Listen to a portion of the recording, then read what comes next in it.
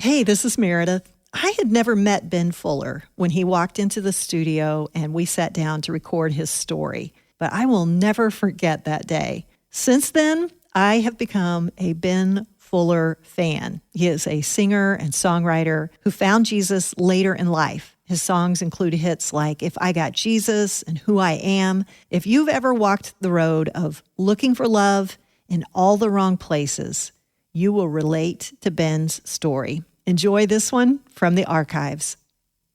Page 130 of The Unfolding is the story of Ben Fuller. I spent most of my youth trying to get my father's approval, and I didn't know how to earn it. I was captain of the football team. I was popular. However, what they couldn't see on the inside was I was just completely empty. There was a huge hole, and I didn't know how to fill it. God's story has been unfolding since the beginning of time. He invites you to be a part of it. Another page in the unfolding.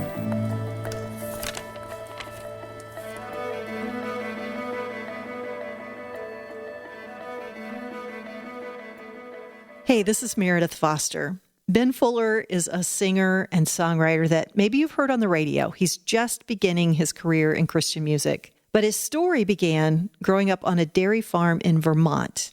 He was a well-liked kid, and on the outside, seemed like he had it all together. But on the inside was an emptiness that left Ben searching, trying to find something to fill the hole. And he tried lots of things: relationships, alcohol, eventually cocaine, even quote-unquote making it in the country music industry. And just so you know, part of his story is a brush with suicide. With each new thing, he was left asking himself, is this it? Is this what life is all about? I was born in a small town called Claremont, New Hampshire, Valley Regional Hospital, and then brought quickly over the Connecticut River to Vermont. And this image of me getting paddled over there, but that's not the case. My dad was a dairy farmer, and my mom is a first grade school teacher. And so I was brought up in that household and raised very quickly on hard work. Yeah. So what is a typical day like? We had 175 or so Holsteins. It was a well-respected farm for Vermont.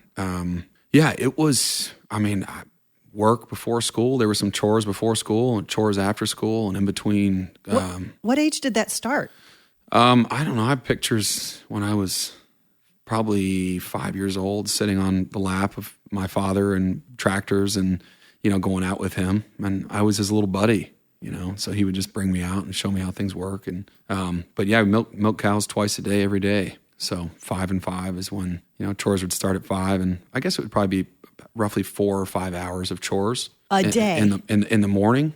Oh, So it would probably be 3 to 4 hours of milking and cleaning and stalls and feeding, and then, work in the fields in the afternoon, and then, stop at 4 and out to milk again at 5. Was faith any part of like your background or your? Vermont is 2% Christian. Yeah. And I went to church for funerals and weddings, and that was it. And that was pretty typical for the people that you knew and were in community with? Very typical. Mm-hmm. Yeah. I didn't grow up with, the name of Jesus was not a common name unless it was, used derogatory. And that was how I grew up. So were you a happy kid? What was childhood and growing up like for you? Childhood was extremely, I really held it together on the outside. And it was one of those things where, I was captain of the football team. I was popular. A lot of people loved me because I was friends with everybody. And it was just one of those things where I just love people in general. However, what they couldn't see on the inside was I was just completely empty. There was a huge hole that needed to be filled, and I didn't know how to fill it. And so I spent most of my youth, trying to get my father's approval. It was one of those things where it was passed down from my dad to him that as men, we don't show emotion. As men, we don't show weakness. We don't show vulnerability. And my Dad had a hard time showing that. And so there was a lot of times where I got the silent treatment. There was a lot of times where there was a lot of argument, and I became so scared of my dad. And I just wanted approval, and I didn't know how to earn it. So 16 years old, I had a gun in my mouth, and I was ready. I was ready to die. Did anybody know that was going on? You talk about being able to put on this front. Anybody know that you were in that kind of a place? I've spent a lifetime at hiding things. Spent a lifetime at being able to just stuff it down. Yeah. And not let anybody know what was going on with me. I was ashamed. And I didn't want people to have a different view. I was embarrassed, to be honest. Embarrassed that you were so unhappy? Yeah.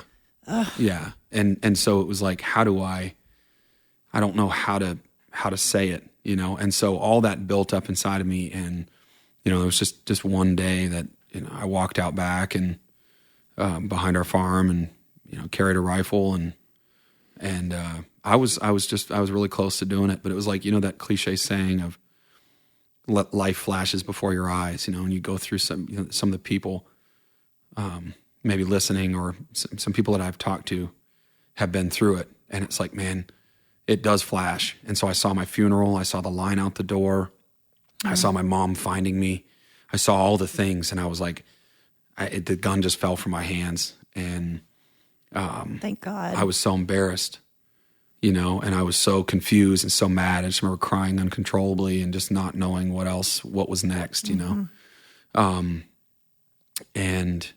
that I stuffed that down, and I didn't tell anybody about it. And I didn't know how to share that. It's taken me 17 years to share that. And 2 years later, I got, 18 years old is when I got introduced to cocaine by a good friend.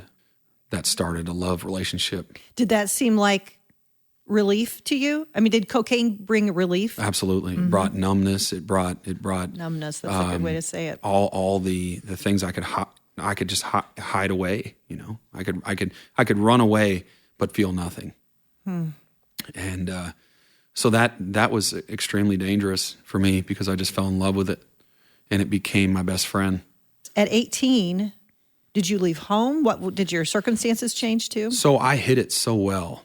So I could party on the weekends and keep my life together during the week. And, after high school, it was like, well, Ben's got to do something with his life. And I really enjoyed landscaping. I love stone wall building. And so I had those trades. And so I went to school. I went to college for landscape architecture. I loved it. It was amazing. And it was a hands-on. It was a 2-year school degree. It was all hands-on. It was really amazing. And I learned all about trees and shrubs and plants. And but I was drinking uncontrollably up there, and I would spend the weekends up there, and I'd ride around with friends, and we'd just drive around, drink and drive all over the place.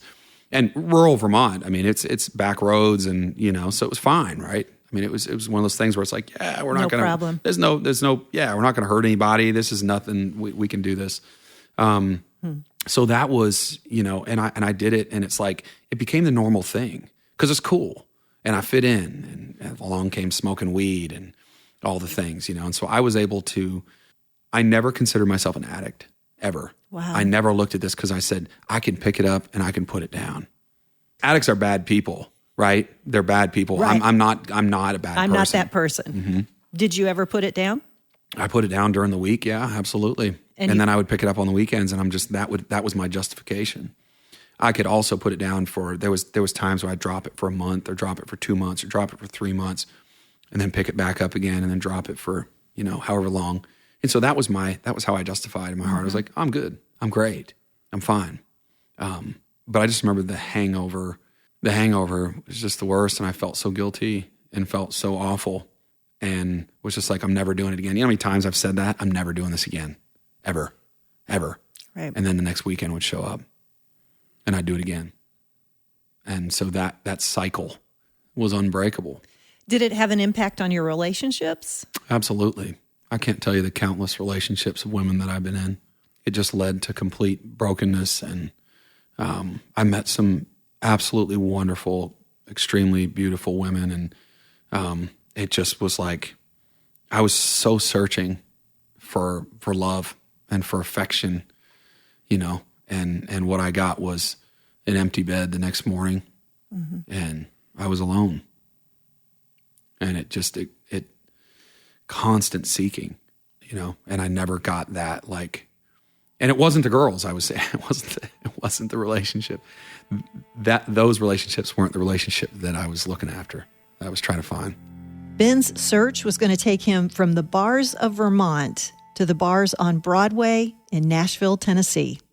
I spent my whole life, and stonemasonry that's my trade, So you started working in that field? Yeah. Okay. And I got a job right out of college. And when I look back on it now, I built walls my whole life. Physical, strong, beautiful stone walls all around me. And it was like I felt so empty. And I remember feeling, the families, I built had some very beautiful homes and stuff. And the families would come up and, maybe sit on the wall for a 4th of July evening and watch the fireworks and then pick up their stuff and load up their kids and go home. And it was like just that little bit. And I was like, is this what I'm doing this for? There's got to be something more for me. There's got to be something more for me. I was building these beautiful walls. I was doing all this amazing work. And I still felt like, is this it? And I remember asking myself that, throughout growing up, is this it? Is this what I'm supposed to do? I secretly felt inside that there was something bigger. I had no idea what it was. I was like, is this it? And the answer was no, this isn't. This isn't where you're at right now, is the stepping stone. No pun intended, but that's, I realized that there is something more. So graduated college in 2007, got a job immediately out of college. Started working for a landscape architect, extremely prestigious, wonderful, wonderful man. I met who is now my best friend, who has been my best friend through this, Paul. Paul had been a believer his whole life. And I remember being with him, and he never once threw the Bible at me. He never once told me to stop. He never once, because I would come in hungover. I would come in still messed up, and he knew it. And he never once ever called me out on it. And we would have talks about faith, little talks about faith here and there and stuff. And but it's just amazing how it just brushed by. And it never really quite set in. 2009, I met another best friend. His name was Ryan. We just crashed into each other. It was an amazing thing. We got introduced through a friend, and his father's a logger. He had issues with his dad too. And so it was one of those things where I was like, okay, wow, we can really get along. We had so much in common. And then I found out that Ryan had an infatuation with cocaine, and, had been one of the largest drug dealers in that area. And so Ryan and I moved in with him.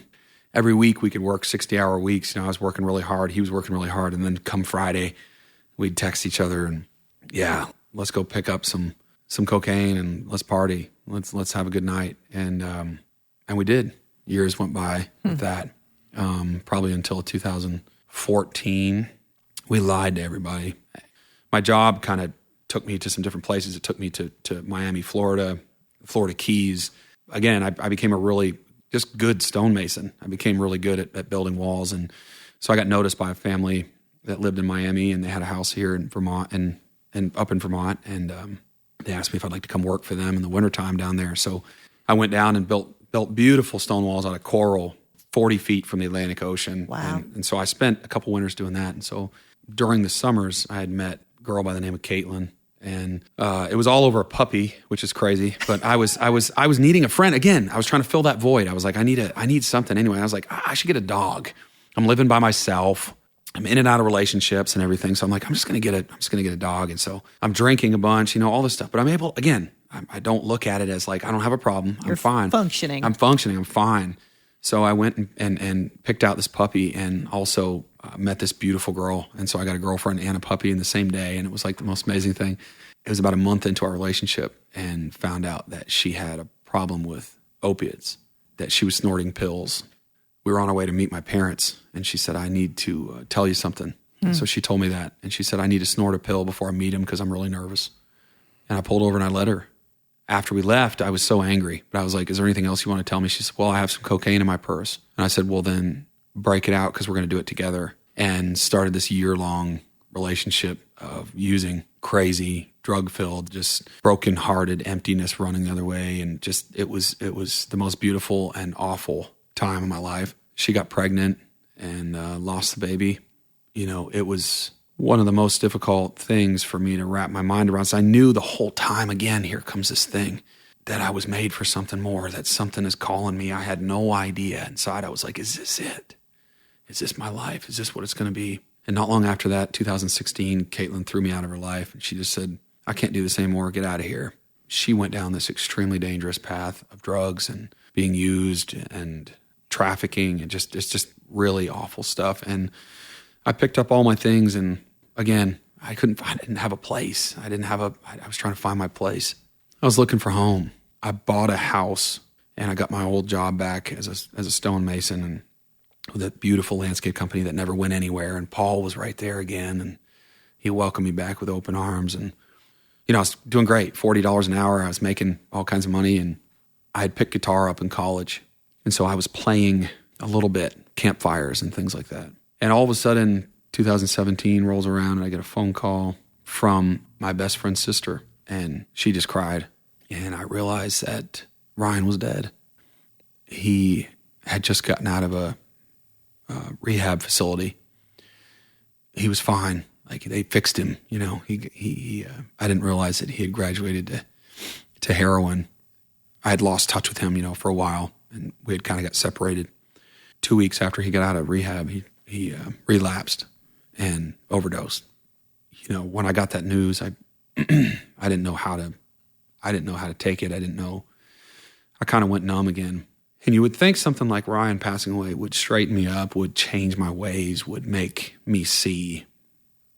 But that didn't happen. I remember going into a spiral, drinking and still using, and so many lonely nights wasted by myself. 15 beers, 16, 17 beers, and I would go to bed, and I would wake up, and I'd go back to work, and I'd come home and start drinking again, and I'd go to bed and go to work. And it became this cycle. And after losing Caitlin and after losing Ryan, I remember one night I picked up my guitar, and I started writing feelings. Things started coming out of me. And that's what really started 2016, 2017, like in that area is when I really started writing about my feelings, really started journaling and telling the truth. But again, it's like, is this it? I've got this little house. I'm in here. It's a beautiful house, and I'm alone. And I've got a beautiful job. Is this where it ends? You know, is this what my life is going to look like in the beautiful state of Vermont? In any point along that way, you're journaling, you're writing. Is there any time when you thought about God or asked God a question or cried out to him in any, you know, did that ever cross your mind? You know, I'd like to say yes, but I spent a lot of time talking to myself, but I suppose I was talking to him the whole time. And I really didn't understand it. Nobody ever explained anything. Mm-hmm. Nobody ever told me.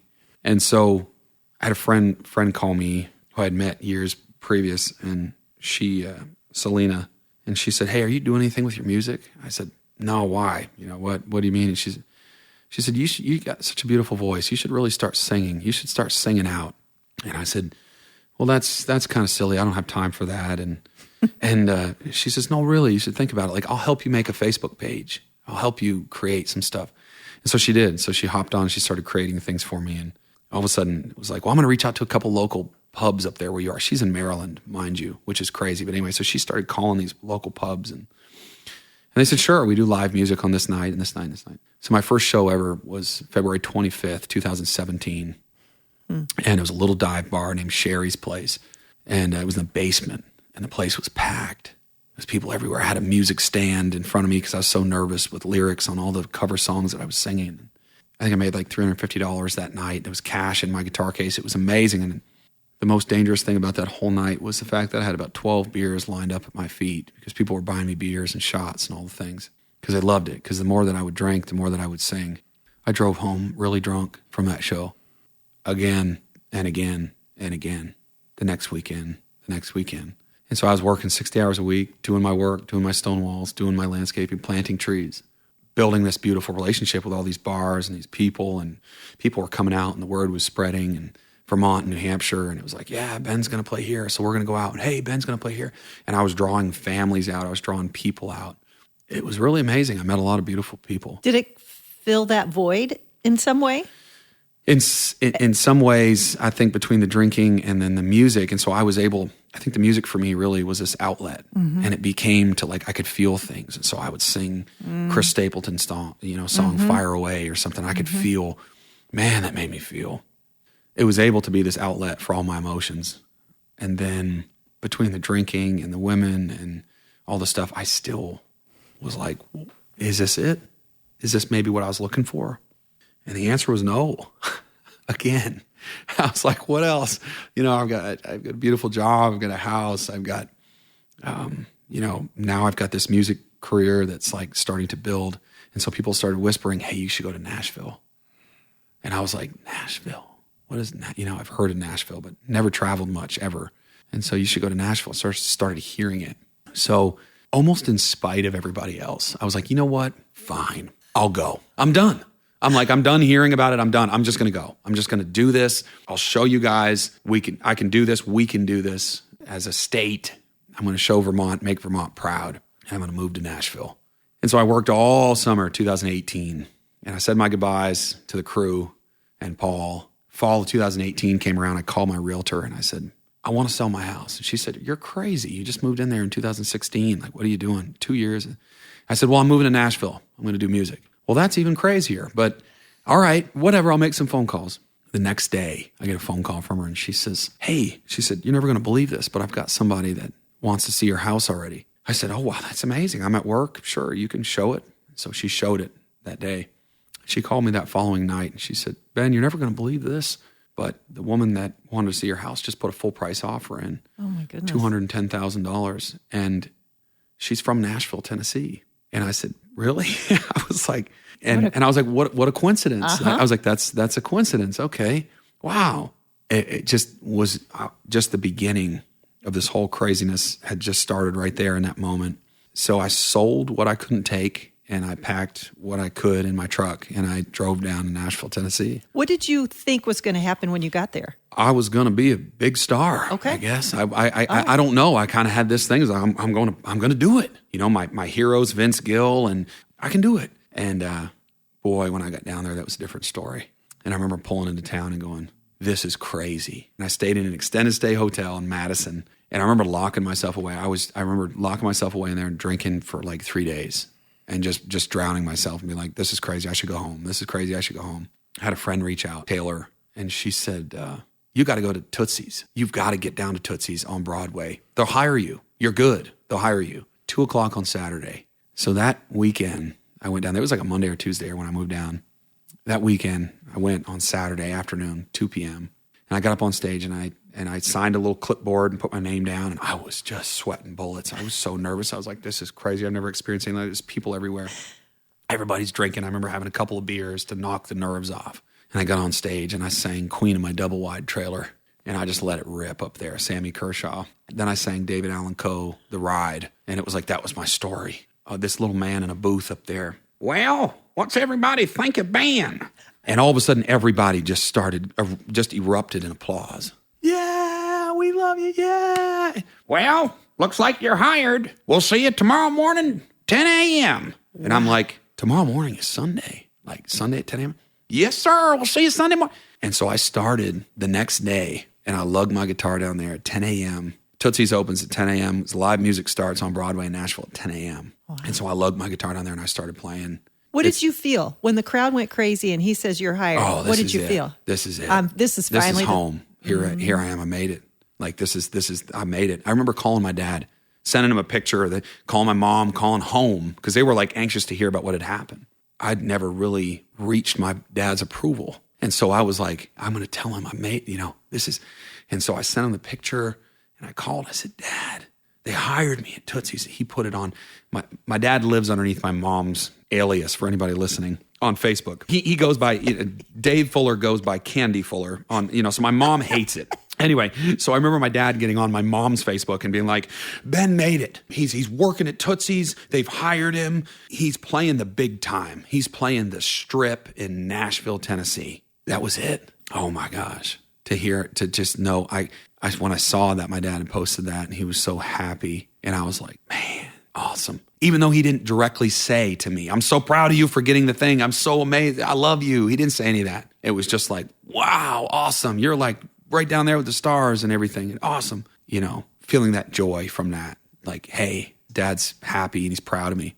That went on for, I guess, almost close to 10 months. And I lugged my guitar down there. And so from 10 a.m. till 2 p.m.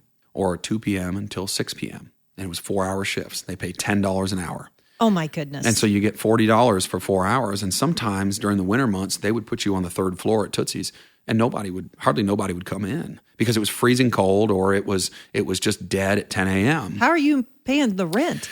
So that's how the beautiful relationship I created in Vermont and New Hampshire with all the people that were supporting me. I would go home. I'd be down in Nashville for a month or two, and then I'd go home for a weekend or two. And make some money. And I would make some money. And these bars would now, Ben made it, quote unquote. And so now all of a sudden it was Ben Fuller from Nashville. And so the signs on the, at the pubs and all the things with Ben Fuller from Nashville, home from Nashville. And it was one of these things where it was like, I was selling t-shirts and it was amazing. People were coming out to support me and they loved me.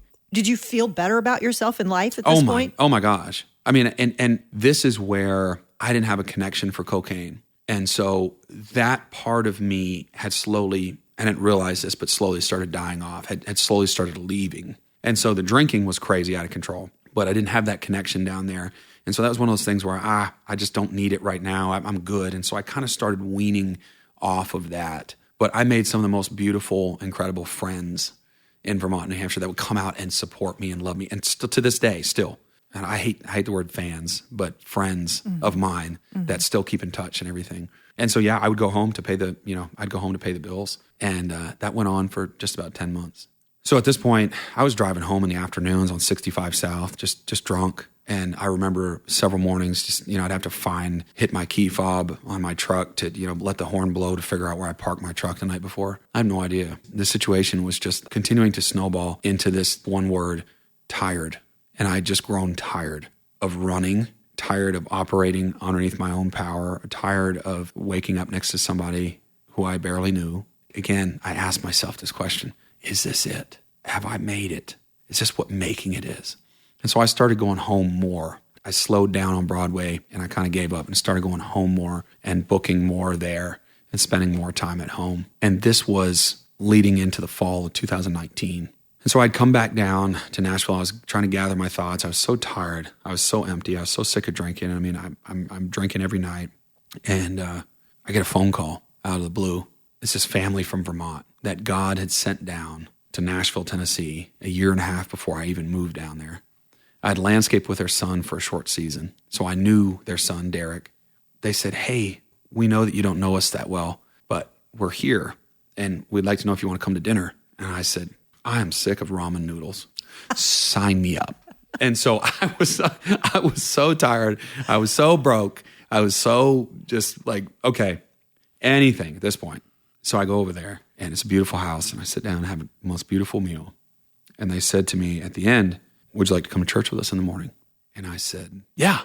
Can you pass the rolls? Like, sure. And I love people, So it's one of those things where, sure, I don't even know what this means, but I'll spend some more time with you. And to be perfectly honest, and I'm sure they're going to hear this because they love me dearly and I love them even more dearly. But I think maybe a little bit of me was being polite because they had just had me this beautiful meal and all this stuff. And I was kind of like, a little bit of me was almost like, I owe you. And that piece inside of me of like wanting to give back to them, I was like, sure, I can't say no to you now. You just filled me up. The next morning, 9:30 in the morning, Church of the City, 3,000 people. And this is going into the winter, 2019. I remember pulling in the parking lot and seeing all the people, and we walked through the doors, and the men, the women, everybody's beautiful. They're glowing. They're smiling. They're waving at me. They're talking to me, and I'm going by them. I'm like, wow, everybody's super nice here. Like, what is going on in this place? And we're just passing all these beautiful people everywhere, and I'm like, what is going on? And all of a sudden, I get to this point, and I just hear, and I see the auditorium doors, and they're wide open. And just like a magnet, I just remember, I got to get in there. And I just walked in, and I stood in the aisleway. Chris McClarney and John Reddick were leading worship. And I'll never forget how I felt. And I just stood in that aisleway, and I had no idea why everybody's hands were up. I had no idea what was going on. I remember hearing, I gave you your voice and now you're going to sing for me for the rest of your life. And I just remember being like, okay, I'm done. I'm done running. I'm done. Do whatever you want to do. This God, this man I keep hearing about, I have no idea, but I'm just done. And from that point on, he just started taking away the things that I thought were important, that I thought mattered, that I was using to fill me up the whole time. The this is it things that were never it. And he pulled the language out. I used to swear so bad, and he pulled the sex out and the drinking and driving and all the things that I used to cover up and to fill up. And there was no need for any of that anymore because I'd found it. It was one of the most beautiful and also completely devastating moments of my life because I'm like, wow, I was so filled up, but everyone started noticing. And they're like, what's wrong with you?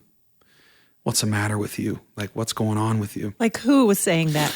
I had so many friends that I partied with, that I hung out with. They noticed I wouldn't swear anymore. Like, they noticed all of a sudden I'm, hey, you want to have a beer, man? I'm good. Huh? Like, bro, what? And I remember it was really shock to a lot of people. What do you mean Ben's sober? Like, what do you mean Ben's doing, like, what's going on? Actually, I had, a group of friends kind of have an intervention with me when I went back home. Almost like a reverse intervention? Yeah. Like, how come you're not drinking anymore? Yeah, literally. And they just kind of were like, hey, we love you and we think you're being brainwashed. This church thing isn't really you. I remember I'm a people pleaser. I am such a people pleaser. I remember being like, yeah, you know what? You're right. You're right. It's weird. It's a little different. I'm never going to lose the country music, though. I'm going to keep doing country music. Thank you. And I remember walking out of there, after this party and being like, I can't. Like, I know what's right. I don't care what they say. I know in my heart I've changed and I'm better than I was. And I had this peace about it, So I was like, I'm okay. And I didn't realize that all the things, and are you kidding me, after all the loss and all the drugs and all the nights that I woke up and all the nights I didn't go to bed and all the things, it's like, nobody's going to persuade me now. Nobody's going to pull me back after what I've been through. I'm done. How long was the period of time? You walk into that church service, you have that overwhelming experience. Yeah. So what was in terms of your transformation? Yeah, 2 months. Oh my. It's a crazy thing. It is pretty fast. It was a crazy thing.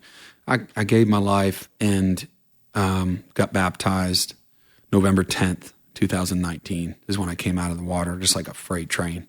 And I said, God, here we go. I don't know what this looks like. I have no idea. I don't understand the Bible. I don't understand this whole thing. I don't really understand you. I have no idea. But I know whatever this is right. And it's way better than anything I've ever done. I started feeling things. I started writing things. My writing changed. I started writing about love. I started writing about light. I started writing about Jesus. I started writing about things. So my manager, the girl that started my Facebook page and all that stuff, Selena was like, I can't do it. I don't understand this Christian thing. I'm out. And so she left. I was really alone. I was really like, what do I do? I had to get out of the situation I was in living. I had to get out of all these situations. I had to kind of figure out, I'm changing. Got this little gig at a smoky bar in Nashville. And so I'm going in there and I'm like, I'm going to sing about Jesus in here because that's what I'm doing now. I go in there and I sing about Jesus, and there's a girl sitting in the very far back, and her name's Crystal. And I get done playing and I walk up, put my guitar away. She was kind of sitting where the cases were stacked. And she leans over and she goes, it takes a lot of guts to sing in a bar like this. Like, wow. She goes, I'm Crystal. I'm a believer and I'm from New Hampshire. And I'm like, what? I'm like, I'm from Vermont. And we're like, haha, what? This is crazy. Okay, God. And so what she hadn't realized is I had just given my life to the Lord not long before this, month and a half or whatever prior. So we exchanged numbers. And long story short, in a month, she had a Google Calendar set up for me. And she goes, I think I moved here for songwriting, but I think I'm supposed to help you with management. Like, I don't know. I'm supposed to help you. I'm feeling like God says, be his friend and be a manager. Now, mind you, I haven't had a whole lot of girls that were just friends with me. And so this was a huge thing. This was a different thing for me as I'm wrestling with that also. And because celibacy started. And so all these things started. Dude, it's almost like your very cells are changed. Like everything's changing in such a short amount of time. It's awesome. And so all these things happen, all these changes happen. And Crystal was like, well, let's work together. And so I made some music and we put out an album. It was really country and it was Christian. In the middle of all that, it took me 17 years to write it, but the song Other Plans, I brought it to these producers and we recorded it. It was really powerful, but it was about my brush with suicide. Crystal really liked that song, and so she said, hey, I think I'm gonna take a really big shot in the dark. So she sends my song Other Plans to this guy named Neil Spielberg. He worked for Warner for 20 years, was on the road with Randy Travis, Faith Hill. He's very, very extremely well respected in all of Nashville. She says, I'm going to shoot off the hip. We got nothing to lose.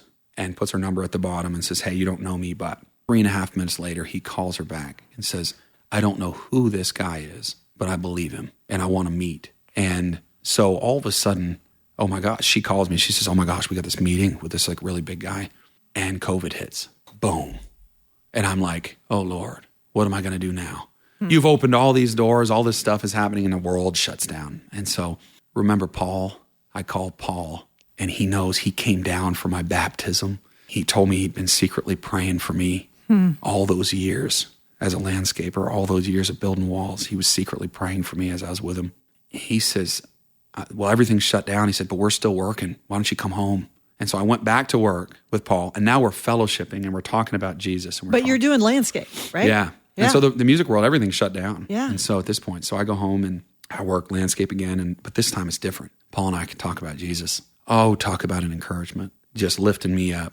And we were getting into the Word, and we were going. It was amazing how that changed everything. All these things led up to this moment. I'm just like, okay, I don't really know. And the world didn't know what to do, what was going to happen. Well, during this time, as I was up there working, Neil and Crystal were phone calling and emailing and setting up this network, everything from business managers to record labels to booking agencies. And so when I came back down in the fall, things kind of started opening up a little bit. There was kind of a window. And so I got done landscaping and moved back down. They had all these meetings set up. And so they walked me right into these record labels, these Christian record labels. Started meeting at all these places. And the first thing I heard was, you're too country for Christian and too Christian for country. Change your voice. Try to adapt to Christian radio. Good luck. And the second meeting that I took, Blaine Barkis, A&R for Sony Provident, and he looked at me and he said, I told him my heart. I told him this story right here over breakfast. And he said, you're too country for Christian, too Christian for country, but I love your heart. There's something really special about you, and I'd like to give you a couple of co-writes. We'll see what happens. We'll see what songs come out of these rooms. About song number 50 comes, and Blaine calls me, and I'm driving. He says, will you be part of our family? He says, we love you. I just remember pulling over and being like, not only do I have Jesus now, but I'm being offered a record deal with a major label. So I was like, wow, God. And I just remember thanking him so much for all the things I've been through. So 116 songs. Wow. In 7 months. And it's just unbelievable how this whole thing led up until now. So here I was. And so I signed with Sony Provident 2 years, 6 months, and 11 days, clean and sober, sitting here looking at you. And Jesus saved my life. And it wasn't until I said yes with my mouth, but I believe it wasn't until I said yes with my heart is when he could really do something with me and really change my life, and I could really step into my calling and who I am. God knew I needed an anthem. He knew I needed a declaration for how my life had changed and how to explain to everybody. And so I'm a child of the Most High God, and the Most High God's for me. And so the song Who I Am, he just gave it to us. I just want to tell my story. I just want to tell the truth.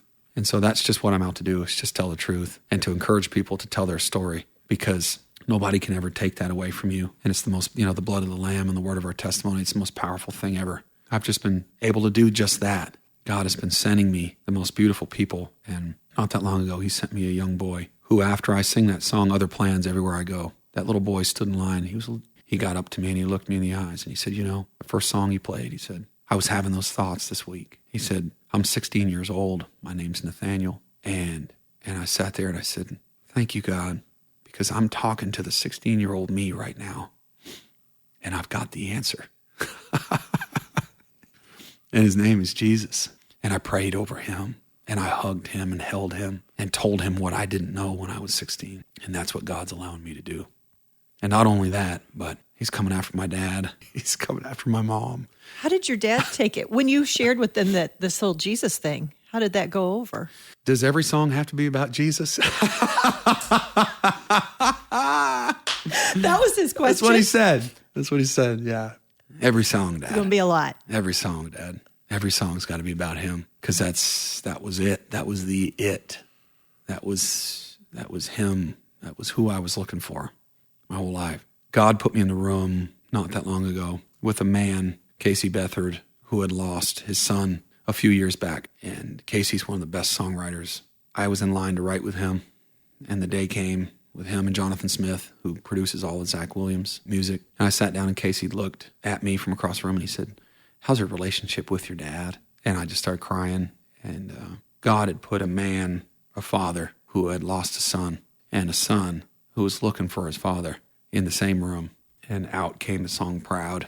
So fast forward probably 6 months, 7 months, about 3 months ago, I was in New Hampshire at a church, and there's about 400 people or so, and in walks my mom, and in walks my dad, and in walks my sister and my nieces. And they sit down, and I got up there, and I sang my songs, and it got to that song Proud. And 2 hours previous, I was praying in the nursery, because those are the green rooms in churches. Yeah. And I was praying in the nursery, and God showed me all these images of my dad throwing rocks and yelling, swearing, slamming the door, me standing at attention when he'd walk in the room, terrified. And then everything stopped, and he showed me this vision of my dad standing up in a crowd at a church, walking to the altar. And I said, yeah, right. Yeah, right. And I wiped my eyes. I didn't even realize I was crying, but I wiped my eyes. I stood up and was getting ready to go on stage. There I was. Fast forward to that fifth song, and all of a sudden Proud came. The room's full. The first lines of that song, he never hit me with his fists, but he did some damage with his words. My old man didn't know no better. He just passed down what he thought worked. And I was already crying. And the Holy Spirit moved so mighty in that room, and I was able to get the song out. And I turned, pulled a strap off my guitar to set my guitar down, because I said, I'm going to go hug my dad. And I turned around, and my dad had stood up. And he was already halfway down the aisle. And he was coming to the altar. He was coming to me, and he hugged me. And he said, "You were made for this." And the thundering applause, and the people stood up. And that moment, my dad told me he was proud of me and that he loved me. My whole life, I'm 35 years old, was looking for that. Making my father proud looks a whole lot different now. If you'll stick around to the very end of the podcast, you'll get to hear Ben sing that song about his father. It's called Proud, and you really might want to have a tissue handy when you're listening. Ben has a bunch of concerts coming up this spring and summer. You can find out when he'll be near you and check out his music at benfullerofficial.com. Thank you, Ben, for sharing your story and sharing your music. Thanks to all the folks who helped make this episode of The Unfolding possible. Lindsay Caparoon, Michael Shermack, our producer and network director, Jason Rackow. The Unfolding is a production of Faith Podcasts. We'll be back next week with another page of The Unfolding.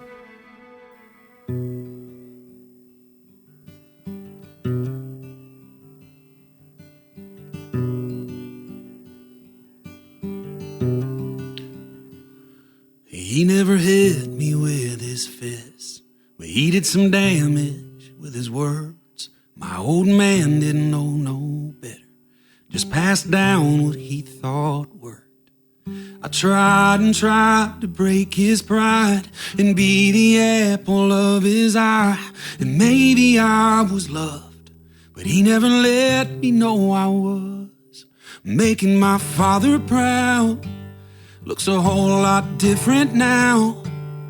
It ain't about the man that I call dad, who I can never figure out. It's about knowing whose son I really am, and knowing he's my biggest fan. It's the kind of love that makes my world revolve around. Making my father proud. I got a long road to live and learns, in the rear view of my life. But somewhere in the crash and burns, in those wrong turns, I saw the light. He kissed my face, I felt his grace. He said, my child, you found your place. And I fell down on my knees. I looked up and I could see I'm making my father proud. Looks a whole lot different now. It ain't about the man that I call dad, who I could never figure out. It's about knowing whose son I really am, and knowing he's my biggest fan. It's the kind of love that makes my world revolve around, making my father proud.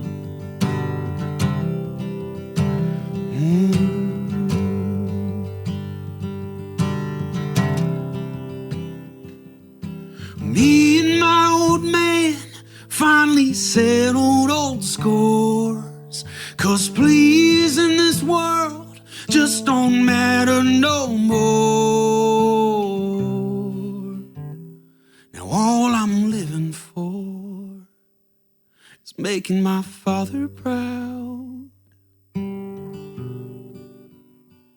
It ain't about the man that I call dad, who I can never figure out. It's about knowing whose son I really am, and knowing he's my biggest fan. It's the kind of love that makes my world revolve around, making my father proud, making my father proud. That's what life's about.